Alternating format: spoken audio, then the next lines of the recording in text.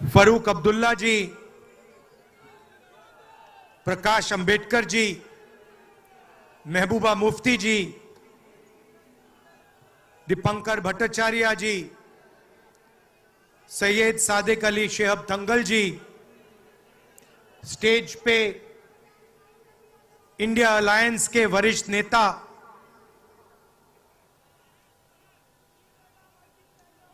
Honourable CWC members, Congress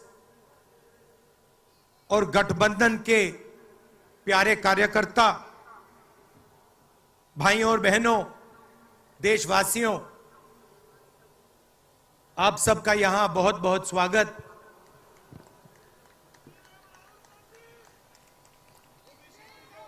पिछले साल कन्याकुमारी से कश्मीर तक हमने यात्रा की।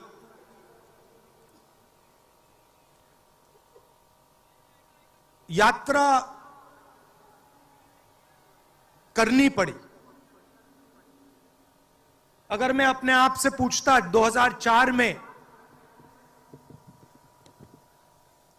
2010 में, 2014 में कि मुझे 4000 किलोमीटर कन्याकुमारी से कश्मीर चलना पड़ेगा, मैं ऐसी बात सोच भी नहीं सकता था।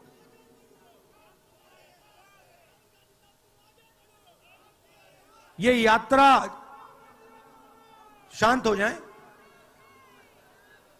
ये यात्रा हमें क्यों करनी पड़ी? क्योंकि देश का जो कम्युनिकेशन का सिस्टम है,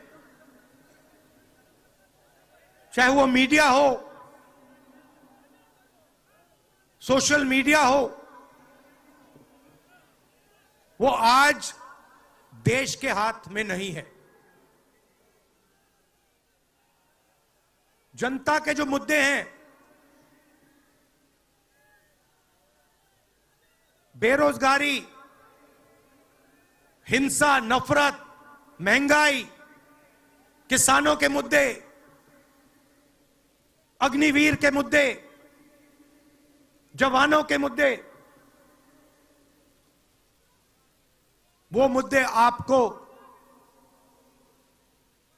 मीडिया में नहीं दिखाई देंगे। तो हमने ये यात्रा करनी पड़ी क्योंकि और कोई चारा नहीं था। देश के ध्यान को पकड़ने के लिए विपक्ष को 4000 किलोमीटर, और सिर्फ राहुल गांधी नहीं चला, यह गलतफहमी में मत रहिए कि ये राहुल गांधी चला है। सब पार्टियों के, सब विपक्ष के पार्टियों के लोग चले, सब नेता आए, हिंदुस्तान का पूरा विपक्ष इन यात्राओं में शामिल हुआ। शरद पवार जी आए, उद्धव जी आए, तेजस्वी आए।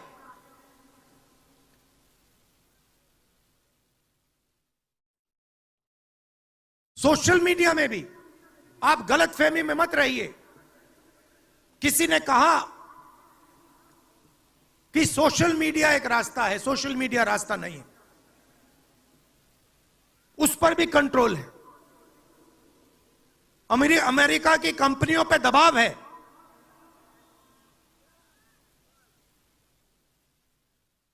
तो काफी डिस्कशन होता है कि हम बीजेपी से लड़ रहे हैं।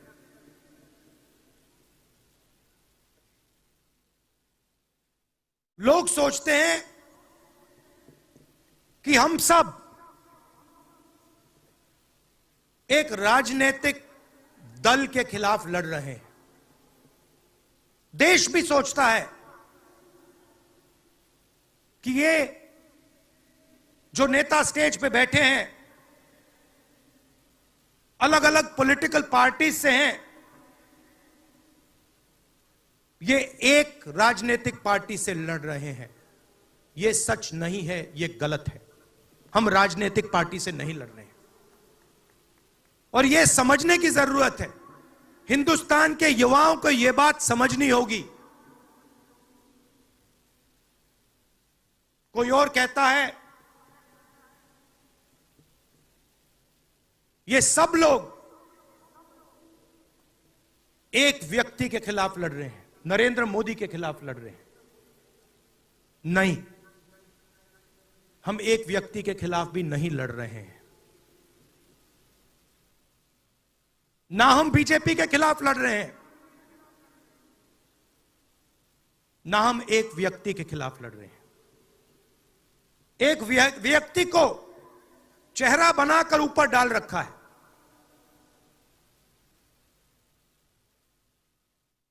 हिंदू धर्म में शक्ति शब्द होता है। हम शक्ति से लड़ रहे हैं, एक शक्ति से लड़ रहे हैं। अब सवाल उठता है वो शक्ति क्या है? जैसे किसी ने यहां कहा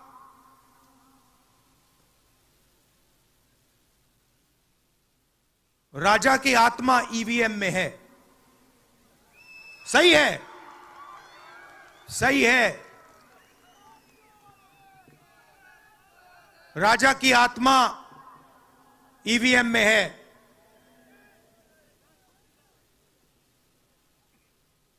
हिंदुस्तान की हर संस्था में है, ईडी में है, सीबीआई में है, इनकम टैक्स डिपार्टमेंट में है। एक वरिष्ठ नेता, नाम नहीं लेना चाहता हूं, इसी प्रदेश के एक वरिष्ठ नेता कांग्रेस पार्टी को छोड़ते हैं और रो के कहते हैं, मेरी मां से रो के कहते हैं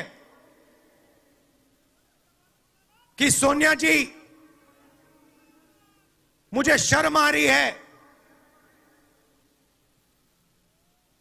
मेरे में इन लोगों से, इस शक्ति से लड़ने की हिम्मत नहीं है, मैं जेल नहीं जाना चाहता हूं। और ये एक नहीं है, ऐसे हजारों लोग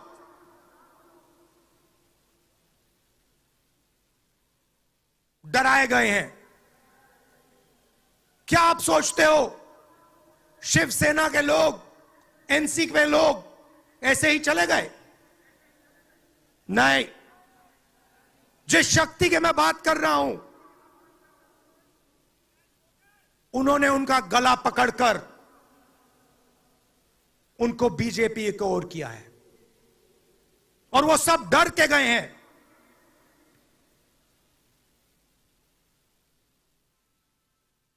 चार 4,000 किलोमीटर चला,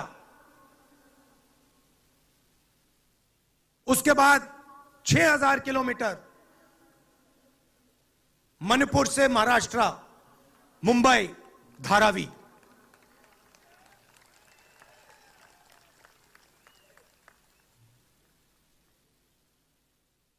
क्या मैंने देखा, क्या सुना, मैं आपको समझा नहीं सकता,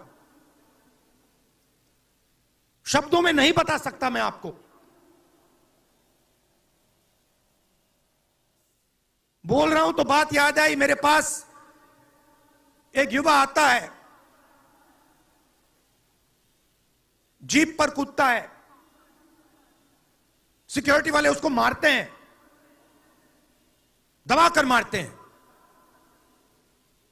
तब भी वो आता है, हाथ पकड़ता है, आंख में आंसू, मुझे कहता है राहुल जी मैंने 3 साल हर रोज सुबह रनिंग की,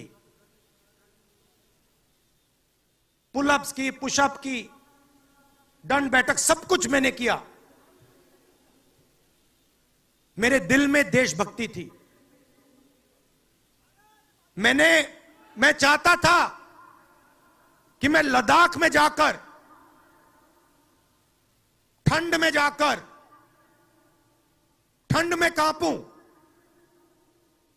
देश के दुश्मनों के सामने कांपूं, और एक दिन अगर मौका बने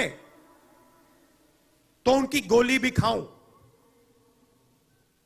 यह मैंने सोचा था। राहुल जी, अग्निवीर लागू कर दिया। मेरे देश ने मुझे धोखा दिया है।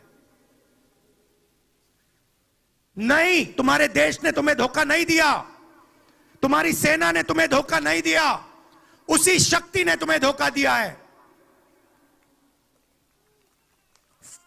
नरेंद्र मोदी भाइयों और बहनों सिर्फ मास्क है, मुखौटा है। जैसे ये बॉलीवुड के एक्टर हैं, उनको रोल दिया गया है कि भैया आज सुबह आपको यह करना है, कल आपको यह बोलना है, परसों आप यह करोगे, सुबह उठ के समुद्र के नीचे जाओ, चलो सी प्लेन में उड़ो। 56 इंच की छाती नहीं है, खोखला व्यक्ति है।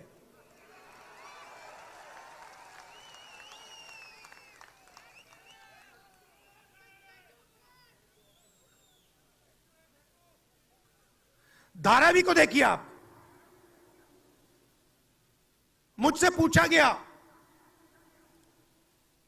कि ये जो यात्रा होगी कहां से कहां होगी। मैंने सोचा, एक बात क्लियर थी, मणिपुर से शुरू होगी। क्यों? वहां पे इसी शक्ति ने सिविल वॉर का माहौल बना रखा है। भाई भाई को मार रहा है, गोली मार रहे हैं, तो शुरुआत तो वहां से होगी। और फिर मैंने सोचा,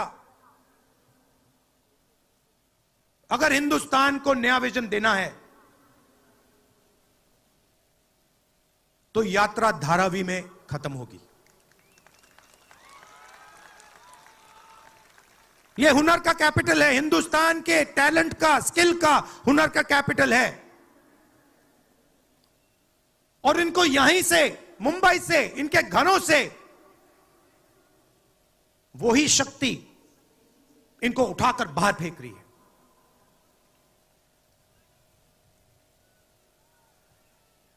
एक साथ मिलकर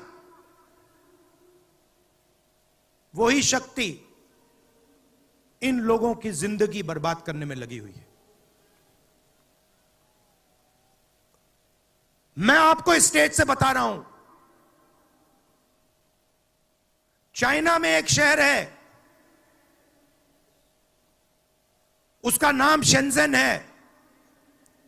सच्चा मुकाबला उस शहर से है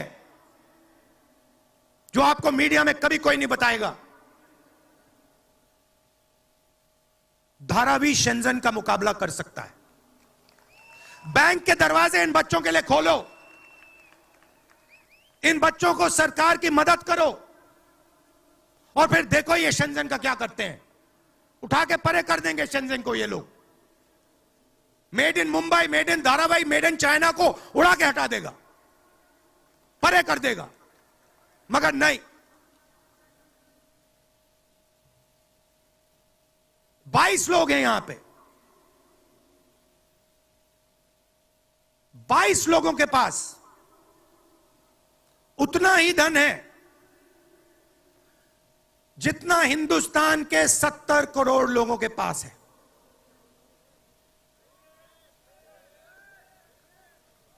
हिंदुस्तान में इंटरनेशनल एयरपोर्ट खुलवाने के लिए साल लग जाते हैं। 10 दिन में शादी के लिए इंटरनेशनल एयरपोर्ट खुल जाता है। वो ठीक है, कोई बड़ी बात नहीं है। अगर 10 दिन में शादी के लिए खुल जाता है, वो ठीक है, करना है करो।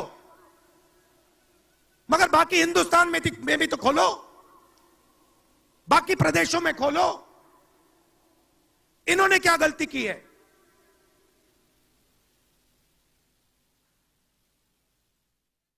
50% हिंदुस्तान की आबादी पिछड़े वर्ग की है, 15% दलित, 8% आदिवासी, 15% माइनॉरिटी, 5%, 7% गरीब जनरल कास्ट के लोग। मीडिया के मालिकों की लिस्ट निकालिए, नाम दिखा दीजिए मुझे। दलित का नाम दिखा दो, आदिवासी का नाम दिखा दो, पिछड़े का नाम दिखा दो लिस्ट में। एक नहीं मिलेगा आपको।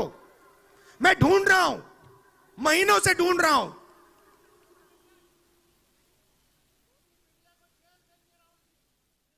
इनकी गलती नहीं है बेचारों की। जैसे मोदी जी मुखौटे हैं, जैसे उनका रिमोट कंट्रोल इनका भी है।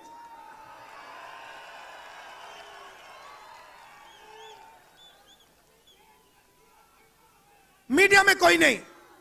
हिंदुस्तान की सबसे 200 बड़ी कंपनियों की लिस्ट निकालिए, मालिकों की लिस्ट निकालिए। गरीब जनरल कास्ट का व्यक्ति का नाम बता दो मुझे, दलित का, पिछड़े का, किसी भी गरीब व्यक्ति का नाम बता दो, किसी भी पिछड़े का नाम बता दो 200 कंपनियों के मालिक की लिस्ट में। नहीं मिलेगा। 90 अफसर इस देश को चलाते हैं। मैंने सिस्टम अंदर से देखा है, मैं समझता हूं सिस्टम को, इसलिए मोदी जी मुझसे डरते हैं।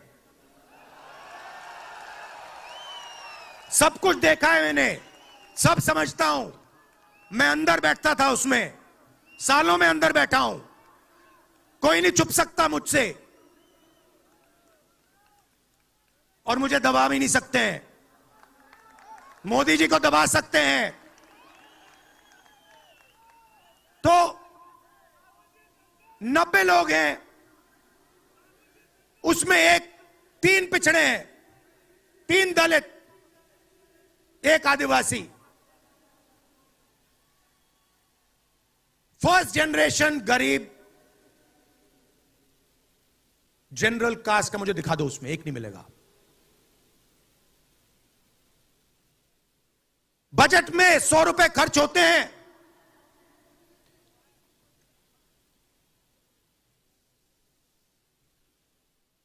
पिछड़े, दलित, आदिवासी सबको मिला दो,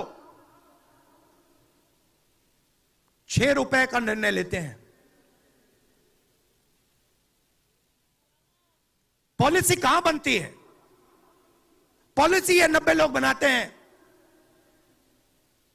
उसमें 200-300 और जोड़ दो।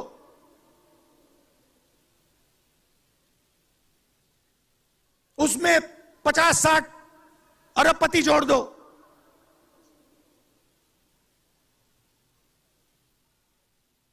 यह है सच्ची शक्ति जो हिंदुस्तान को चला रहा है,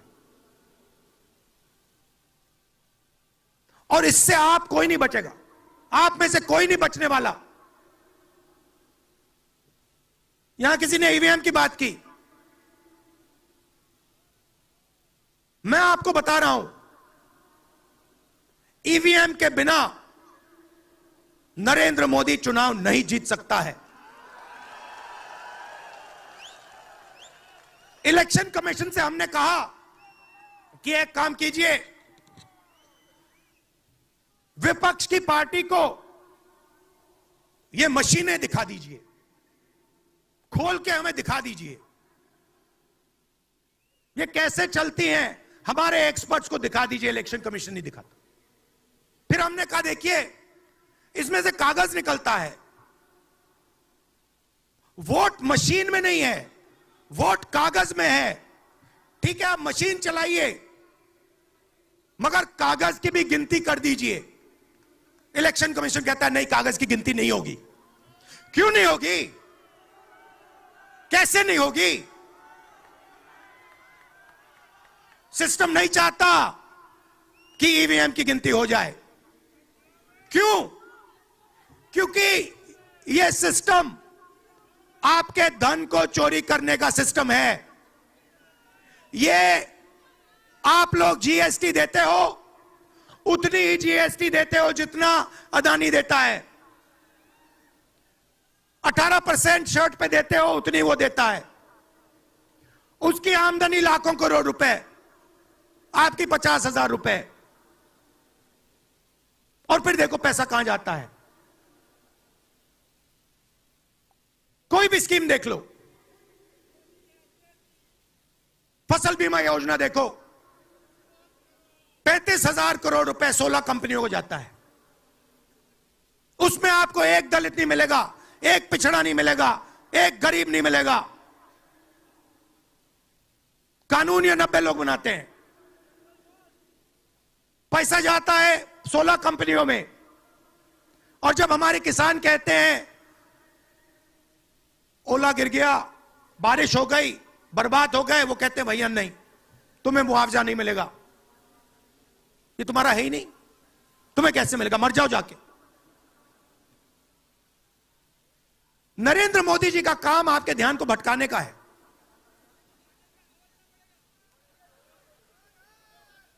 कभी आपसे कहेंगे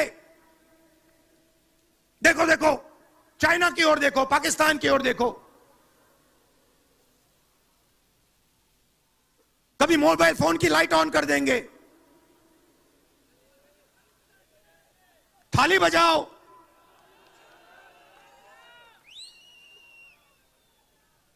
कभी कहेंगे देखो मेरा अपमान कर दिया,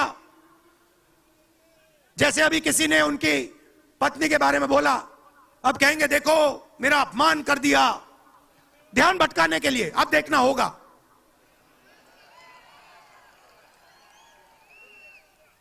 मगर यात्रा में यह सब साफ दिख जाता है, दर्द दिख जाता है, दुख दिख जाता है।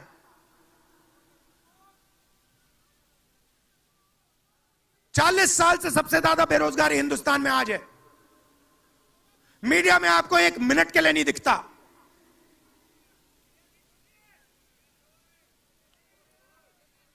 मोबाइल फोन आप देखते हो, चाइना का मोबाइल फोन, शर्ट खरीदते हो, चाइना की शर्ट, जूते खरीदते हो, चाइना के जूते। चाइना के युवा को फायदा हो रहा है, और किसको फायदा हो रहा है? और किसको फायदा हो रहा है? यह आपने कभी पूछा अपने आप से? जब चाइना का यहां माल बिकता है, सिर्फ चाइना को फायदा नहीं होता, हिंदुस्तान के अरबपतियों को भी फायदा होता है भाई और बहनों। इसलिए धारावी को कभी उठने नहीं देंगे।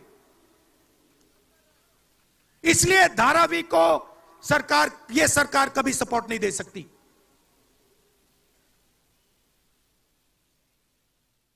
पूरा सिस्टम कंट्रोल में है।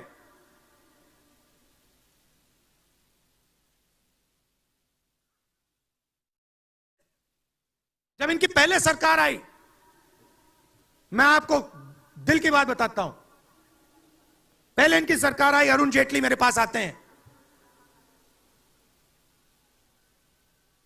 कमरे में बैठते हैं और मुझे कहते हैं राहुल, ये जो लैंड एक्विजिशन का मामला है,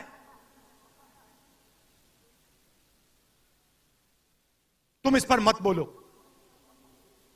क्यों नहीं बोलूं? जनता का मामला है।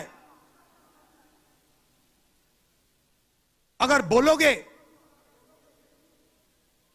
तो तुम्हारे ऊपर हम केस लगाएंगे। लगाओ केस, मुझे कोई फर्क नहीं पड़ता। क्या कर लोगे मेरा? ईडी वाले आए, 50 घंटे बैठा दिया।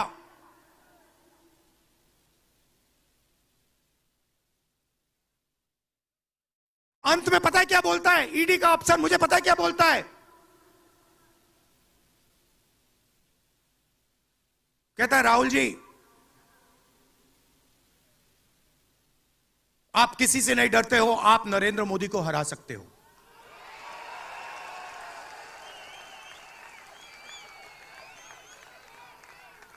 ईडी का अफसर बोलता है मुझे।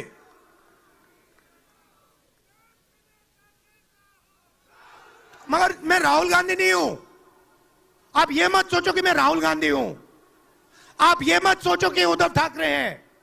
ये नहीं है, ये हिंदुस्तान की आवाज है। आप देखिए, हर प्रदेश से यहां लोग बैठे हैं, हर व्यक्ति ने अपनी यहां बात रखी। स्टालिन जी ने अपनी बात रखी,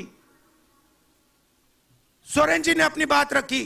ये हिंदुस्तान बोल रहा है। नरेंद्र मोदी जी की मीटिंग देखिए, वहां सिर्फ एक व्यक्ति बोलता है।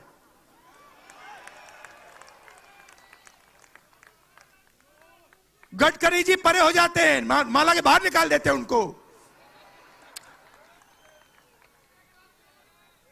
इसलिए हमने इसको इंडिया गठबंधन नाम दिया है। ये हिंदुस्तान की रक्षा कर रहा है। ये सब लोग डरे नहीं हैं, ये सब लोग उसी सिस्टम का मुकाबला कर रहे हैं। आज नरेंद्र मोदी के पास भ्रष्टाचार की मोनोपोली है।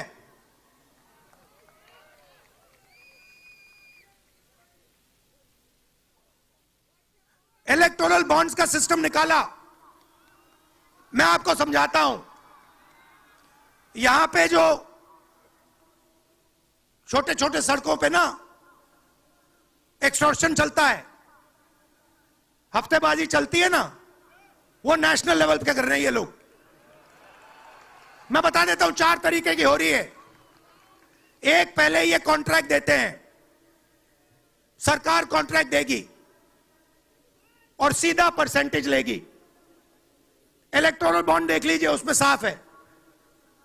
कंपनी को कॉन्ट्रैक्ट मिलता है, उसके एकदम बाद वो बीजेपी को हफ्ता देना शुरू कर देती है। दूसरा, सीधा एक्सटॉर्शन। ईडी सीबीआई भेज देंगे। जैसे यहां पे मुंबई का एयरपोर्ट इनको चाहिए था, ईडी सीबीआई भेजी, एयरपोर्ट किसी और को पकड़ा दिया, सीधा एक्सटॉर्शन। तीसरा, शेल कंपनी। जैसे यहां भी किसी ने कहा, अंबेडकर जी ने कहा, कंपनी की प्रॉफिट ही नहीं है और उससे ज्यादा पैसा वो बीजेपी को दे रही है। और चौथा, कॉन्ट्रैक्ट देने के पहले पैसा दो, कॉन्ट्रैक्ट लो। देखिए, मैं आपको एक बात कहता हूं, यहां मुंबई में किसी भी गुंडे को आप सीबीआई, ईडी और इनकम टैक्स पकड़ा दो, ठीक है, वो हो रहा है, वो ही हो रहा है। एक व्यक्ति ने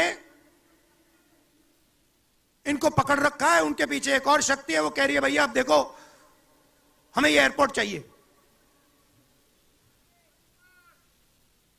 आपका एयरपोर्ट मुंबई का एयरपोर्ट है ना, आपने तो देखा, सीबीआई की इंक्वायरी हुई और उसके एकदम बाद मुंबई एयरपोर्ट अदानी जी को मिल गया। तो मैं आपसे कह रहा हूं कि इससे आपका नुकसान हो रहा है। नोटबंदी की, जीएसटी लागू की, जो हिंदुस्तान का रोजगार का सिस्टम था उसको खत्म कर दिया। चाहते हैं कि यहां सिर्फ 20-25 कंपनियों का राज हो। चाहते हैं कि ये जब छोटा धंधा चलाते हैं, सब्जी बेचते हैं, छोटे छोटे दुकानें चलाते हैं, चाहते हैं कि ये सब खत्म हो जाए और एक के बाद एक इनको खत्म कर रहे हैं। स्मॉल और मीडियम मैन्युफैक्चरिंग जो है उसको सबको खत्म कर रहे हैं।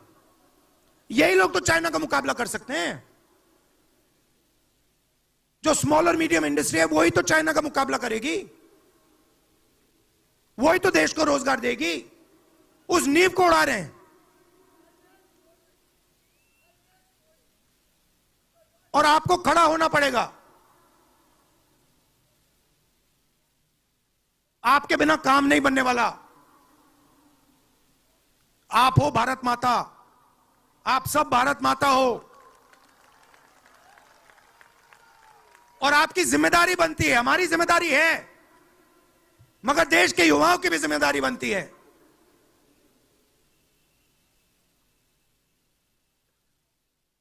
पूरा देश अग्निवीर के खिलाफ है। मैं 4000 किलोमीटर चला, एक युवा ने मुझे नहीं कहा कि अग्निवीर अच्छा लगता है। वो जो रो रहा था मुझे कहता है, राहुल जी मैं नहीं जाऊंगा, मैं नहीं जाऊंगा, मैं अग्निवीर नहीं बनूंगा। और फिर मुझे कहता है, राहुल जी जहां पे पहले हम दौड़ने जाते थे वो सब खाली पड़ा है। यात्राओं से मुझे बहुत सीखने को मिला,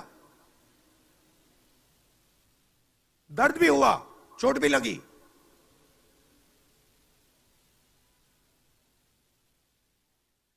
मगर जो प्यार मिला, दिल से जो प्यार मिला,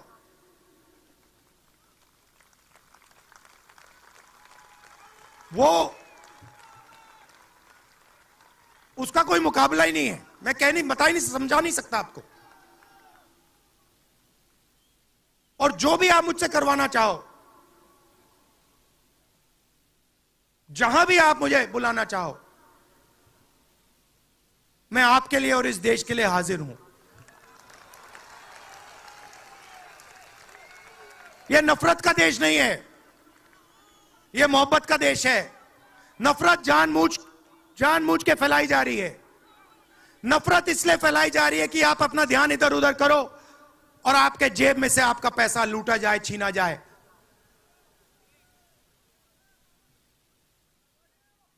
तो नफरत को नहीं फैलने दो। जैसे यात्रा से मैसेज निकला, हिंदुस्तान के दिल से मैसेज निकला,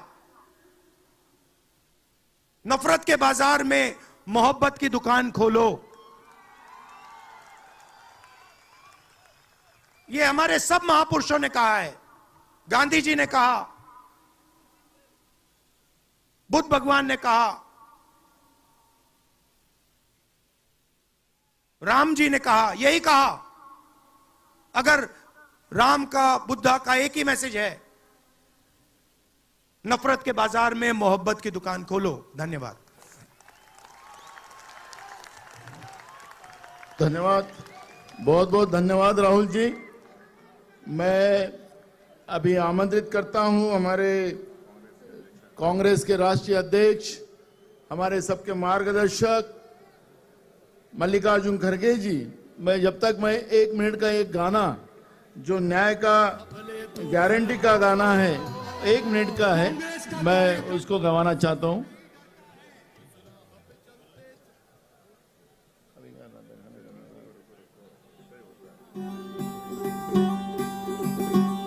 ये राह भले हो लंबी, ये राह भले तू भर हो।